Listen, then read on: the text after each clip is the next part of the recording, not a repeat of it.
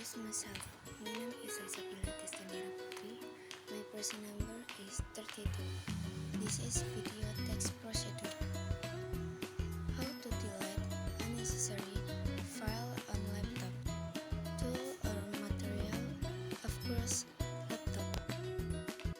First, open the File Explorer on your computer. Navigate to the folder where unnecessary files are stored.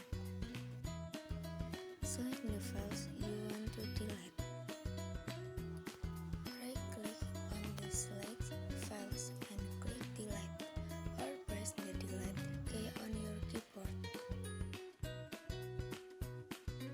To permanently delete the files, open the recycle bin and click empty recycle.